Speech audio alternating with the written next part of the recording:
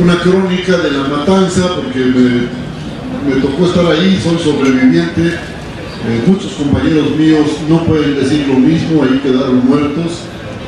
Ahí quedaron muertos también soldados, eso es algo que se recuerda poco, porque el batallón Olimpia, que dependía directamente del Estado Mayor Presidencial, recibió balazos al ejército cuando entraba cargando contra nosotros, contra los estudiantes, pero cargando con la bayoneta calada o con el marrazo puesto en la punta de los fusiles. Cuando eso ocurre, me han dicho los que saben, no se dispara porque el peso que tiene la bayoneta o el marrazo impide tener buena puntería. Y lo peor es que en medio de la balacera hubo un compañero que me habló por mi nombre, me dijo Musacchio, Musacchio, y yo me hice tonto, que dije de ser un policía, me van a identificar y me van a meter al bote, ¿no? Pues yo era grillo de la Facultad de Economía, y total, pues volteé y le dije, ¿qué quieres? Así con la mirada.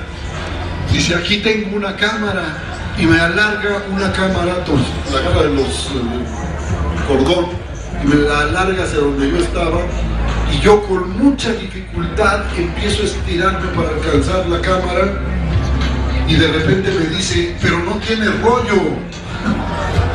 Entonces, así como si yo trajera muchos rollos en las bolsas para cargar la cámara, ¿no? Eso es una muestra, pues, de cómo no estábamos en nuestros cabales, de cómo el miedo puede llevarnos a cometer esas tonterías que rebasan absolutamente la línea de la normalidad o de lo que creemos la normalidad. Hubo un momento en el que le pegaron un balazo a un muchacho que estaba en la orilla de la bola, porque éramos una bola de cuerpos entrelazados. Yo estaba cerca de una orilla y atrasito de mí le pegaron un balazo a un muchacho. Solo oímos el grito del muchacho al recibirle el balazo. Y del nudo aquel en el que estábamos todos, con cuerpos encima y nosotros encima de otros, yo recuerdo que tuve mucho rato la corva de una muchacha sobre mi cuello, no me dejaban ni respirar. De repente salta de aquella bola de seres humanos una jovencita, se va a gata sobre todos nosotros hasta llegar a donde estaba el muchacho, que yo creo que era su novio, su hermano, yo no sé, y se pone a gatas sobre él como para protegerlo de otro balazo o de la lluvia, porque ya estaba lloviznando tupido fuerte. Y ahí se quedó acariciando al muchacho, consolándolo, hablándole, hasta que le dieron un balazo a ella y cayó sobre sus compañeros.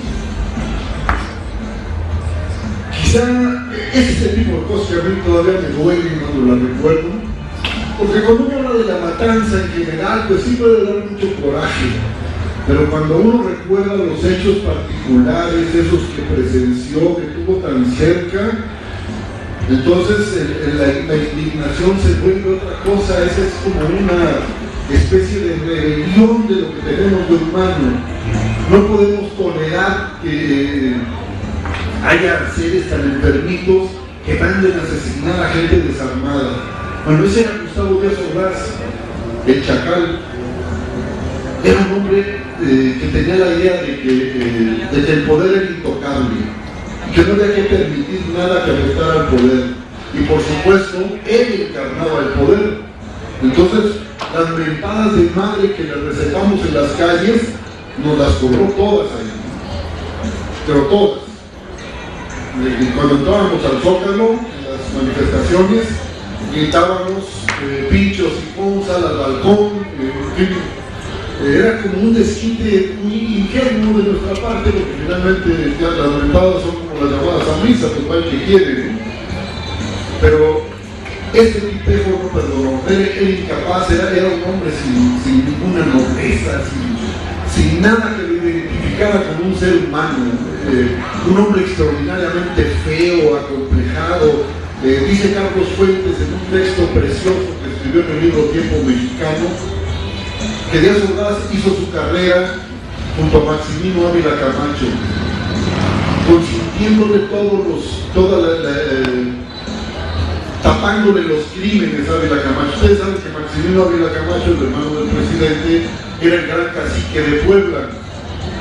Hay una novela que se llama Arráncame la vida, de Ángeles Mastreta, que narra un pasaje de la vida de Maximino Ávila Camacho, de cómo procedía. Le regalaba a la mujer que quería conquistar, era un hombre muy poderoso, entonces con sus guaruras le mandaba un abrigo de pieles y un collar de perlas. Y mientras andaba con la mujer todo muy bien, pero cuando se hartaba de la mujer y la botaba, mandaba a sus guaruras a quitarle el collar de perlas y el abrigo de pieles. Ese era Maximino Ávila Camacho, otro de estos seres enfermos que ha producido el PRI tan abundantemente, porque si ustedes se fijan, uno puede acusar de muchas cosas a los periodistas, pero creo que hasta ahora no de asesinos. Incluso entre los panistas pues creíamos que era muy difícil que llegara a presentarse un criminal, de alguien que fuera capaz de dar la orden para que muriera mucha gente, hasta que llegó Felipe Calderón y ya llevamos 97,000 muertos de su guerra contra el crimen organizado, como le quiera llamar. Pero los priistas hacían las matanzas por sistema, la represión era también sistemática. Por ejemplo, para aplastar el movimiento ferrocarrilero, detuvieron a 15,000 trabajadores se fueron a la cárcel. 15,000 trabajadores que yo no sé ni siquiera en qué cárceles pudieron meterlos. La gran parte de ellos en las instalaciones del campo militar, a otros en Lecumberri, pero 15,000. Y los dos líderes principales de la huelga se quedaron 11 años en la cárcel hasta que el movimiento del 68 lo sacó, porque eso hay que decirlo. Una demanda del movimiento del 68 era derogar los artículos de disolución social del Código Penal, que eran el 145 y el 145 bis. Y si efectivamente en el movimiento no lo conseguimos, sí logramos que se derogara en el 69, cuando el gobierno, después de la matanza y con las cárceles llenas de presos políticos, mandó a la Cámara la iniciativa y se retiraron esos artículos del Código Penal y pusieron en libertad a Vallejo y Campa, Alberto Vallejo y Valentín Campa, los dos líderes principales del movimiento ferrocarrilero. Pero por ejemplo, el movimiento de Jaramillo en Morelos, un movimiento campesino, pues ¿cómo lo aplazaron? Pues mandando a asesinar a Jaramillo y a toda su familia mientras dormían. ¿Cómo aplastaron el movimiento de los compreros en Acapulco? Pues con una matanza. Los priistas tienen el dedo en el gatillo siempre, y siempre listos a disparar. El miserable de Enrique Peña Nieto es el que mandó violar, golpear y asesinar en Atenco. Y eso no hay que olvidarlo. Esa es la manera que tienen de gobernar. Y la manera que tienen de ganar elecciones es cortándolas, prostituyendo la democracia, prostituyendo el voto. Y por eso ya sabemos lo que se nos viene. Y por eso mismo me resulta tan importante que hoy exista el movimiento Yo Soy 132, el movimiento de los muchachos de las universidades, porque han retomado la mejor tradición combativa de los movimientos estudiantiles en México.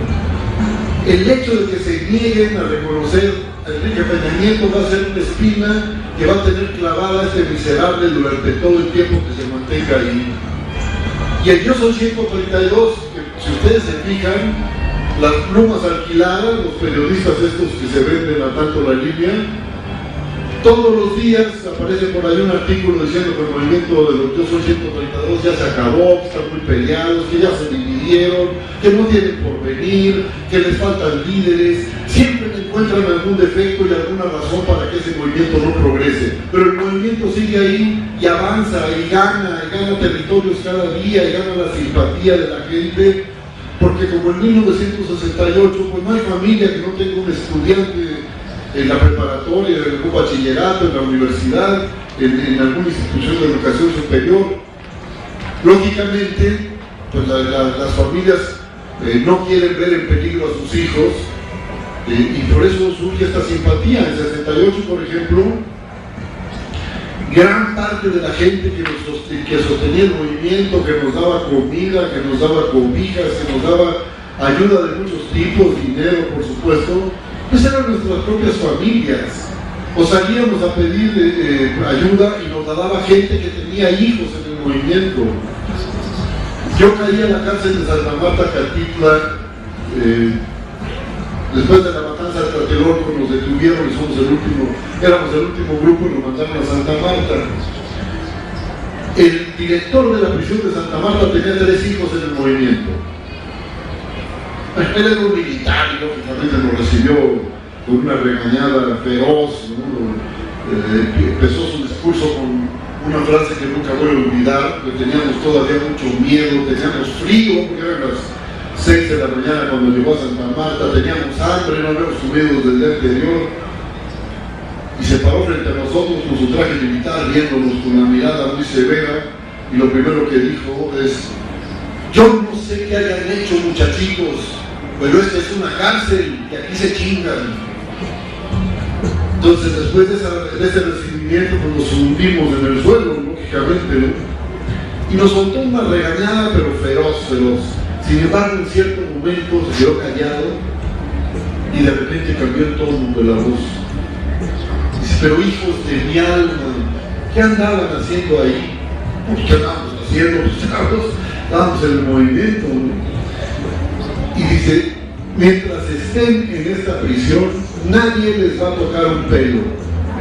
Ya mandé desalojar un dormitorio le dicen a las cirugías, para que solo estén ustedes ahí. No van a tener contacto con los presos comunes.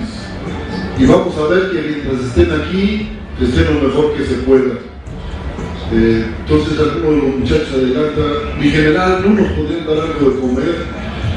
Y dice: bueno, en realidad no estábamos preparados, no los esperábamos, pero vamos a ver qué se puede hacer. Y efectivamente, como a la 1 o 2 de la tarde nos llevaron unas charolas nuevas, de esas que tienen varios compartimientos, y ahí al rato pasaron ya a llevarnos de comer. No era precisamente un banquete, pero pudimos comer, y el general se portó a la altura, porque tenía hijos en el movimiento, y todas las familias que tienen hijos en los movimientos sociales, pues lógicamente no quieren que les pase nada a los muchachos. Van a hacer lo que puedan para protegerlos, para cuidarlos, para que no sufran. En esas condiciones, pues, lo que salimos a pedir los estudiantes era muy poco, si ustedes se fijan. Lo más tremendo pues, era pedir la libertad de los presos políticos que, como les decía, desde 1966 habían ido cayendo en grupos uno tras otro. Como no había ninguna posibilidad de disidencia legal en el país, hubo muchos compañeros, sobre todo jóvenes, aunque también hubo algunos veteranos del movimiento de izquierda, que se organizaban en grupos guerrilleros, o se preparaban para actuar como guerrilleros. Algunos ni llegaron a actuar y los detuvieron en la cárcel. Había otro grupo en la cárcel de una huelga que hubo muy prolongada de una línea camionera que se llamaba Peralvillo Cozumel, cuando todavía existían líneas camioneras de diferentes denominaciones. Los dirigentes de esa huelga estaban en la cárcel desde los años 60. Estaba el grupo del periodista Víctor Rico Galán, uno de los más grandes periodistas que ha habido en México. Trataron de organizar un grupo guerrillero con el doctor Rolf Meiners, que anda por ahí todavía, profesor de la escuela de la UAM, Xochimilco, si no me equivoco, y los mandaron, Gilberto Balán y otros médicos. Algunos compañeros venían del movimiento médico, habían sido reprimidos del movimiento médico y no vieron más salida que la guerrilla. Pues se estaban preparando apenas para la guerrilla, la policía les cayó, los metió a la cárcel, con sentencias bárbaras de decenas de años de cárcel por pensar, a veces porque ni siquiera había tocado nada, por pensar solamente en una liberación del país en forma violenta. Estaba también un grupo de trotskistas encabezados por Adolfo Gili, fueron detenidos llegando a México desde Guatemala, y sin más trámite a la cárcel. La policía mexicana actuaba no de acuerdo, sino bajo las órdenes de la CIA en estos casos. La CIA les decía: ya les llegó ahí estos agitadores extranjeros al bote, ¿no? Y al bote iban y les inventaban cargos y les daban sentencias bárbaras de cientos, no de cientos, pero sí de muchas decenas de años. Entonces las cárceles, la cárcel de Lecumberri, la crujía N, estaba llena de presos políticos, era exclusiva para presos políticos incluso. Y había varios amigos míos del movimiento de izquierda revolucionaria estudiantil, el MIRE, a quienes acusaron de poner una bomba en la embajada de Bolivia cuando el asesinato del Che Guevara. También a este grupo lo acusaron de haber volado la estatua de Miguel Alemán en la ciudad universitaria. Muchos de nosotros participamos en intentos de voladura, hubo uno en el que yo estuve, y llegaron los pistoleros priistas de la Facultad de Derecho y pistola en mano nos impidieron continuar. Pero finalmente, semanas después, hubo un grupo, la policía dice que fue el MIRE, que puso un cartucho, abrió un agujero con un taladro neumático, puso un agujero entre los dos pies de la estatua, otro debajo del brazo, porque el presidente alemán, como ustedes saben, la ciudad universitaria se construyó durante el sexenio de Miguel Alemán, y Miguel Alemán pues quiso ponerse ahí una estatua, pues rendirse homenaje a él solito, ¿no? Entonces pusieron, y aparecía la estatua, estaba Miguel Alemán con toga, como si fuera un catedrático, con un libro en la mano. Entonces pusieron otro cartucho de dinamita debajo del brazo donde estaba el libro, y otro más en el pescuezo. Entonces a la hora de estallar la dinamita, le volaron la cabeza, una parte del cuerpo, y entre las piernas quedó un hueco como si le hubieran puesto pantalones a la estatua. Los estudiantes lógicamente aplaudimos que volaran esa estatua que era un símbolo de la ignominia priista a la que era sometida la sociedad mexicana, no solo los universitarios. Eso era así como el ejemplo más evidente, más grosero de cómo actuaba el PRI, levantándose estatuas en todo el país. Y ustedes ven que no hay presidente que no se haya levantado estatuas, a todos les encanta. Los presidentes priistas sembraron el país de estatuas de ellos mismos, porque se querían mucho.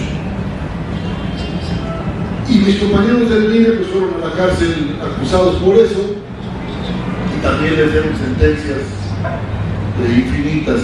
Pero era curioso, cada vez que los presos políticos eran citados a declarar en los juzgados, ellos aprovechaban el tiempo que les daban para intervenir en su defensa, para soltar un alegato político.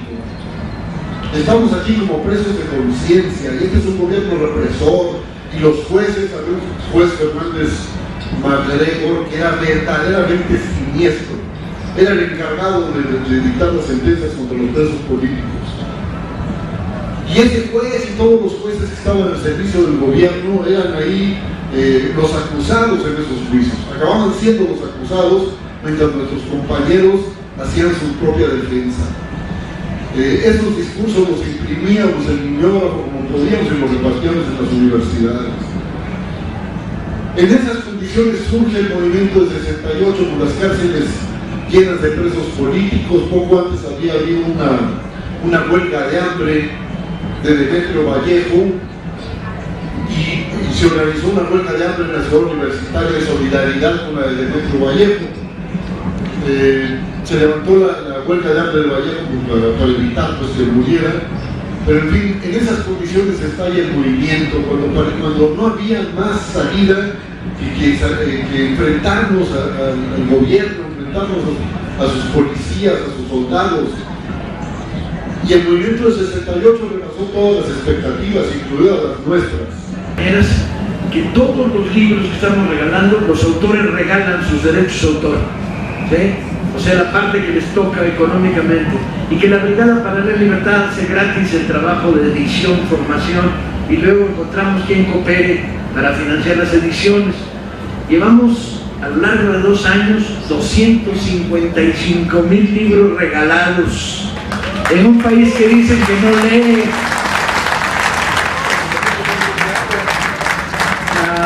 Y hemos movido, calculamos, en ferias de libro como estas, libros de muy bajo costo, cerca de 3 o 4 millones de libros. Porque pensamos, mexicano que lee, mexicano crítico, mexicano que tiene más ideas, mexicano que libera un espacio de pensamiento. pensamos que leer es libertad. Entonces nos da mucho gusto y mucho placer, no hay nada más divertido en este país que regalar libros, y más en un festival como este, que se llama Por la Libertad, la Dignidad y la Democracia. ¡Viva México! ¡Sin el PRI! ¡Sin el PRI! ¿Ya está Alejandro por ahí? No. ¿Tenemos a Alejandro Páez perdido? Sí. Bueno, mientras llega